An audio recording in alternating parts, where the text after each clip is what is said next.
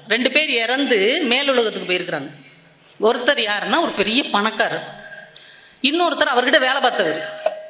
2 பேருமே ஒரே நேரத்தில் இறந்து மேலுலகத்துக்கு போயிட்டாங்க. யார் சொர்க்கத்துக்கு போகிறது யாருக்கு நரகத்துக்கு போகிறதுன்றத கடவுளே சொல்வார் அப்படின்ட்டாங்க. இந்த பணக்காரர் வேலைக்காரரை கொஞ்சம் அப்படி நக்கலாக பார்த்துட்டு நிற்கிறார். வேலைக்காரர் அவர் பாட்டுக்கு அமைதியாக இருக்கிறார். இங்கேயும் இந்த மனுஷன் வந்துட்டாரே அப்படின்னு அவர் நின்றுட்டுருக்கிறார். இப்போ கடவுள் நேராக வர்றாரு, 2 பேரையும் பார்க்குறாரு. வேலைக்காரரை பார்த்து சொல்கிறார், இவரை சொர்க்கத்துக்கு அனுப்புங்க, இவரை நரகத்துக்கு அனுப்புங்க அப்படின்ட்டார். வேலைக்காரரை கூட்டு போயிட்டாங்க சொர்க்கத்துக்கு. இப்போ இந்த செல்வந்தருக்கு ஒரே பதட்டம் ஆயிடுச்சு. என்னையா சொல்கிறீங்க, அவன் என்கிட்ட வேலை பார்த்தவன், அவன் சொர்க்கத்துக்கு போவான், நான் நரகத்துக்கு போவேனா? இங்கே பாரு, இங்கே வந்துட்டா எல்லாரும் சமம். பணக்காரங்க ஏழை, வேலை கொடுத்தவர் வேலை வாங்கினவர்லாம் இங்கே கிடையாது. நீங்கள் செய்கிற செயல் தான் சொர்க்கமான நரகமானு தீர்மானிக்குது. சரிங்க, அப்படி என்ன சொர்க்கத்துக்கு போகிற மாதிரி அவர் சாதிச்சாரு அப்படின்னு கேட்டிருக்காரு இவர். ஒன்றும் இல்லைப்பா, ஒரு மாடு பசியில் தண்ணி தாகத்தில் ஒரு குளத்துக்கு வந்துச்சு தண்ணி குடிக்கிறதுக்கு.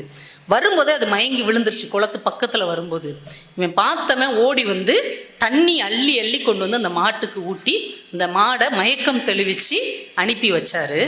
அந்த மாட்டுக்கு நேயம் காட்டியதால் இவர் இன்னைக்கு சொர்க்கத்துக்கு போகிறார் அப்படின்னு கடவுள் சொல்லியிருக்கிறார். இப்போ இந்த ஓனர் சொல்லியிருக்கிறாரு, உங்களுக்கு ஒரு விஷயம் தெரியுமா, அந்த குளத்தை வெட்டினவனே நான் தான். குளத்துலேருந்து தண்ணி மூண்டு கொடுத்தவனுக்கு சொர்க்கம், குளம் வெட்டினவனுக்கு நரகமா? இது என்ன நியாயம் அப்படின்னு இருக்கிறார். இந்த குளத்தையும் நான் தான் வெட்டினேன் தெரியுமா? உடனே கடவுள் சொன்னார், நல்லா தெரியுமே, நீ தான் குளம் வெட்டின செலவை விட 2 மடங்கு செலவு பண்ணி அங்கே ஒரு கல்வெட்டு வெட்டி வச்சிருக்கியே, அதை வச்சு எனக்கு தெரியும் நீ தான் வெட்டின. சிரித்து கொண்டே கடவுள் சொல்லி இருக்கிறார், அவன் செய்தது தர்மம், நீ செய்தது விளம்பரம்.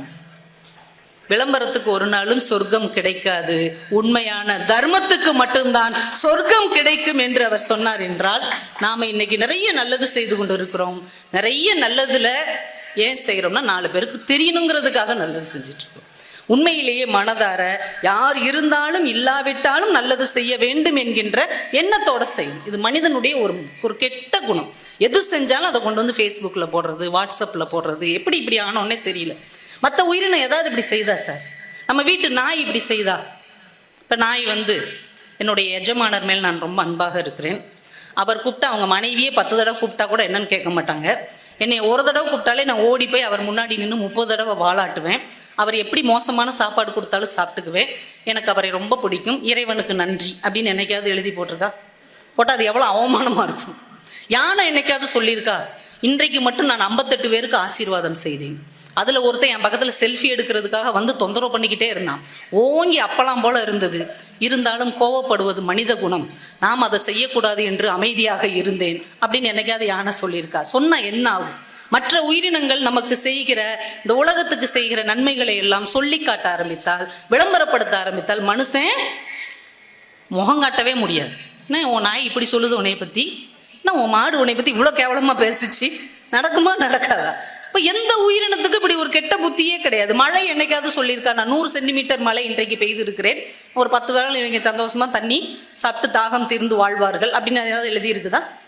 ஒரு கௌதமன் ஒரு கவிஞர் எழுதினார் சின்ன கவிதை, எந்த மழை துளியிலும் உபயம் எழுதியதில்லை மேகங்கள். எந்த மழை துளியிலும் உபயம் எழுதியதில்லை மேகங்கள். மேகம் நினைச்சிச்சுன்னா ஒவ்வொரு மழை துளியிலையும் தான் பேரை எழுதி எழுதி விட்டுருந்தா எவ்வளோ மோசமா இருக்கும். ஆனால் இந்த உலகத்தில் பிறந்த எந்த உயிரினமும், எந்த இயற்கையின் படைப்பும், எந்த இயற்கையின் ஆசீர்வாதமும் தன்னை பற்றி விளம்பரப்படுத்திக் கொள்வதே இல்லை. ஆனால் ஒற்றே ஒரு உயிரினமாக இருக்கிற மனித குலம் இவ்வளவு மோசமாக போயிருக்கிறது. காமராஜர் ஒரு தடவை தஞ்சாவூர் பக்கம் போயிருக்கிறார், நண்பர்களோட போயிருக்கிறார். ஒரு சின்ன கோவில் பார்க்கறதுக்கே அழகா இருந்திருக்கு. இவங்க கொண்டு வந்த சாப்பாடு அங்கே வெளியில வச்சு சாப்பிடுவோன்ட்டு சாப்பிட்டுட்டு கோவிலே அப்படியே சுற்றி பார்த்துட்டு வெளியில வந்திருக்கிறாங்க. வந்தோடனே காமராஜர் சிரிச்சுட்டே இருந்திருக்கிறார். அவர் நண்பர் கேட்டிருக்கிறாரு, என்னங்க திடீர்னு சிரிக்கிறீங்க? இல்லை இந்த கோவில் பார்க்கவே இவ்வளோ அழகாக இருக்குது, இதை கெட்டின சிற்பி பேர் எங்கேயாவது இருக்கா அப்படின்னு கேட்டிருக்காரு. இல்லையே, எங்கேயுமே இல்லையே. இந்த கோயிலை கெட்டின சிற்பி பேர் எங்கேயுமே இல்லை. ஆனால் 300 ரூபாய்க்கு ஒருத்தர் உள்ள ஃபேன் வாங்கி போட்டு 8 பேர் அதை எழுதியிருக்கிறான். அதை நினச்சி சிரிச்சேன் அப்படின்னாரு காமராஜர். நம்ம செய்கிற உபயம் என்பது காலத்தை தாண்டி நிலைத்து நிற்க வேண்டுமே தவிர நம் பெயரை எழுதி வைப்பதால் மட்டுமே நிலைத்து நின்றால் அது உண்மையான உயிர் நேயமாக இருக்க முடியாது என்பதை நாம புரிந்து கொள்ள வேண்டும்.